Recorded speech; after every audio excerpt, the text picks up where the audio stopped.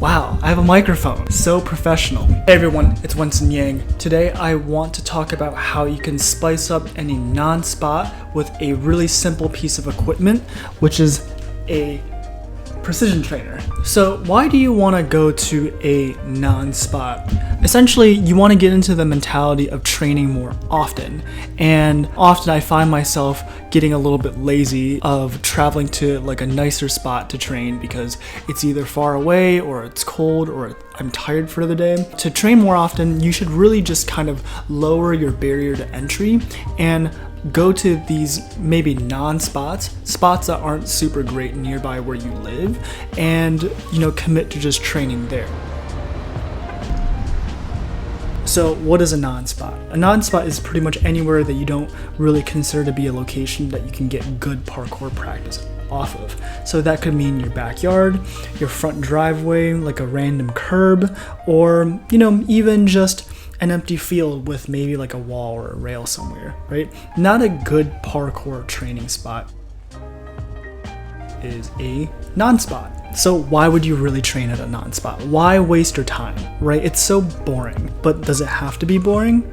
No, because you can make it just that bit interesting enough and make it a valuable and productive training session by bringing a piece of equipment that you can actually move around and set up new challenges.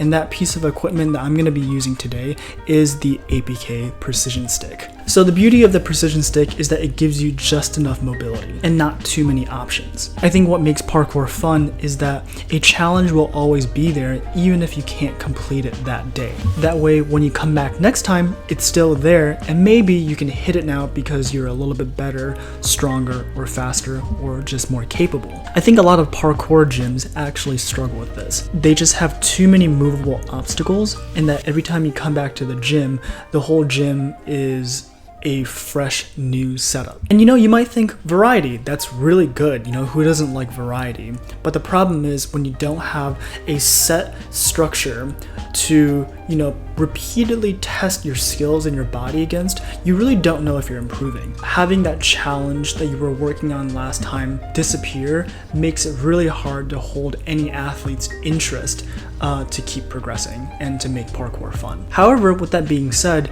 you still need some modular equipment to use as a tool for progression, especially when it comes to working on new skills or really technical skills that you need to do lots of repetitions at a safe setup to be really proficient at. So today I'm going to be taking my precision stick actually right across the street to a park, and I'm going to be working on 3 technical movements or new movements that I think deserve some practice and repetition. Those 3 movements are Lash A Pre's, reverse pre's, and takeoff foot placement for running jumps. With that being said, let's go.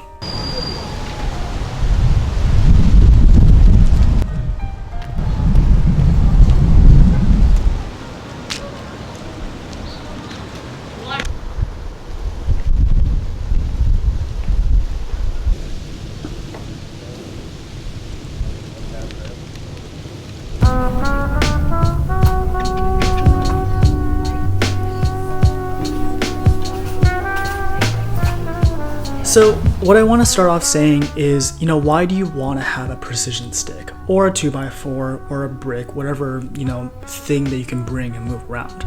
I think a lot of times in parkour, people talk about how you want to practice at absolute ground level, like a line on the ground, right? But I think what I found is that that's just not a realistic or even really helpful way to practice certain jumps because it doesn't mimic the feeling of actually taking it up to a more difficult scenario. The ground is flat and your whole foot can stay on it.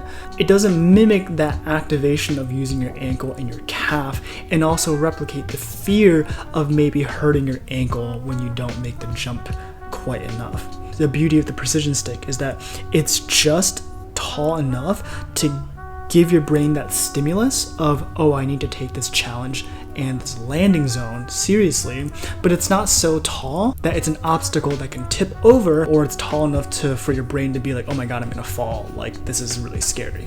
So good in between of height off the ground and also just width, limited landing surface across, so that it's something that you can also use to practice whether or not you're traveling straight or diagonally or whatever for your jump. My cat is here. Come here. So these three movements, Lash A Pre, the reverse pre, and the takeoff foot placement, are all movements that I struggle with somewhat. So let's start with the Lash A Pre. I moved to New York recently, and in every single place I've lived before, there was never a place to practice Lash A's. There's just no bars, and especially no things to land onto after doing a Lash A. So this is the skill that, I've only been able to practice in the few times that I've gone to the gym, or if I happen to find a setup outdoors, which is pretty much like never. This is really cool because there is this pull-up bar set right outside of my apartment in the park, and it's a pretty low bar. I can't even full hang off of it, but like I can set up the precision stick at a distance that's not too far to warm up, and then slowly move it further until I get to sort of the maximum distance that can comfortably Lash A Pre with this setup. It's dope. You want to use it? I haven't tried it. You're welcome to, man.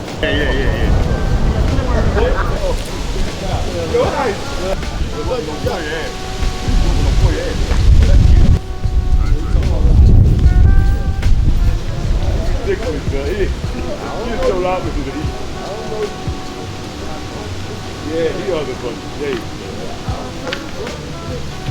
Like just land here. Here, right? Yeah, don't go for this. Yeah.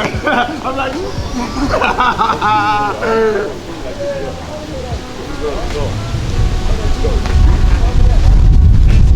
Keep coming closer. yeah.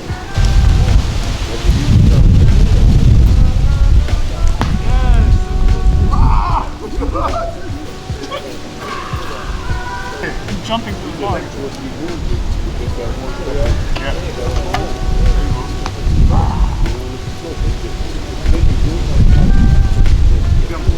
Yeah. Yeah, you got it. Yeah.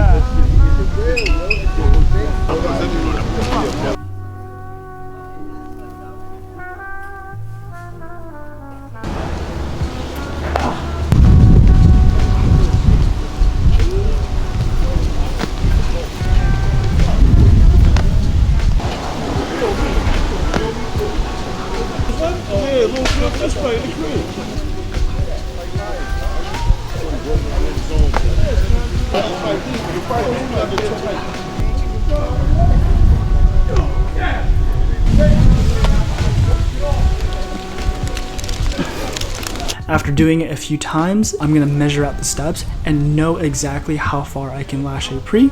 And then next time, I'll have a benchmark to know that like if I go past this point, then I'm definitely improving. Hi Pancake, do you wanna say something? Come on. I don't know if you guys can hear that, but she's usually really loud.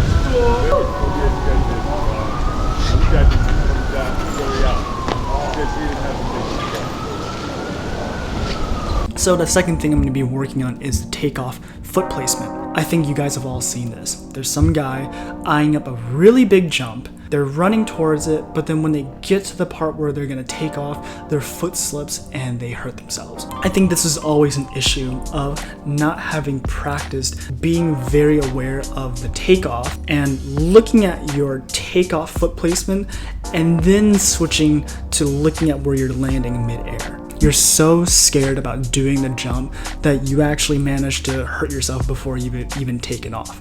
So with that being said, I'm gonna practice that a little bit today, having a precision stick laying on the ground as something for me to step off of and precisioning the edge of the slide.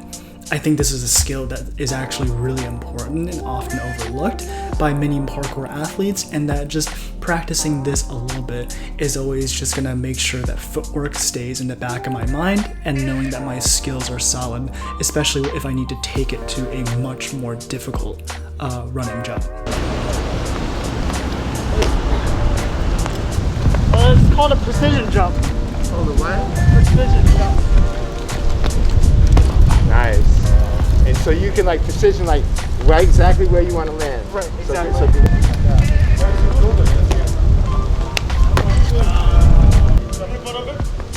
Yeah.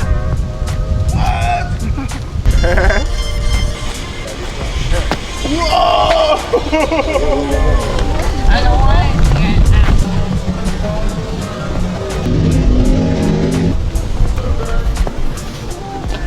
Yeah, dude. Dude, killing it. Wanna go further?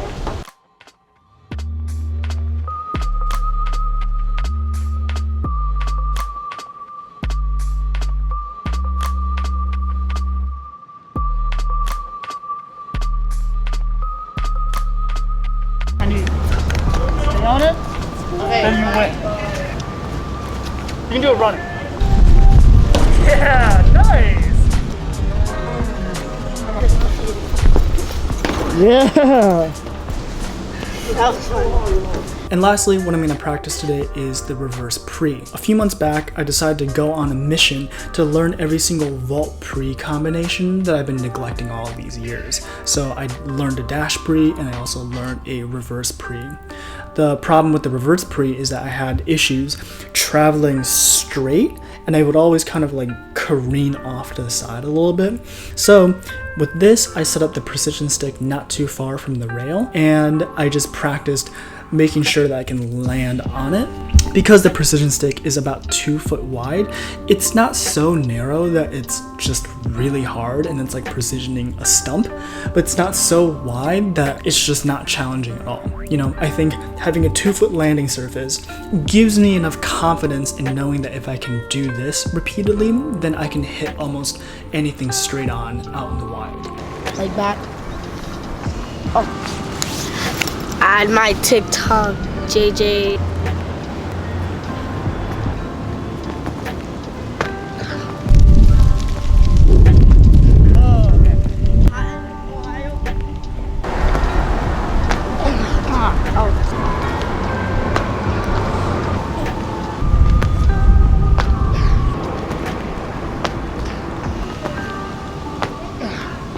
Oh, okay. I'm not landing it today. Unfortunately for me, by the time I got to doing this challenge, I was already pretty tired, and no matter what I would do, I just couldn't hit the precision stick. I would land at the right distance, but just off to the side of it. Sometimes you just gotta know when to call it quits. Your body is telling you to stop, and so that's exactly what I did. I know how far this setup is, and I'm gonna set it back up again in the future. That's it for me today for spicing up any non-spot with the precision stick. I think having a piece of equipment that is really portable that you can bring around to any training session is actually a hugely overlooked part of parkour training for like any athletes. I think since the start of the sport, we've all talked about how, you know, parkour is this thing that you can do with no equipment. Anybody can do it. You don't even need shoes. But I think we've kind of taken that philosophy a little bit too far in that having some pieces of equipment that you can bring around to make your progression that much faster, because you can practice certain things at a safe setup before you take it up to height. Something that is portable, something that has a rubber bottom, is built well, and isn't gonna slide around or fail on you is severely overlooked, and the APK Precision Stick is an example of one of those pieces of equipment, and I highly recommend everyone go check it out. And you know, if you don't have the money to buy this thing, then 2x4 or brick. But again, like I said, I really advocate for a well-built piece of equipment that's not gonna fail on you, especially if it's made by a parkour company.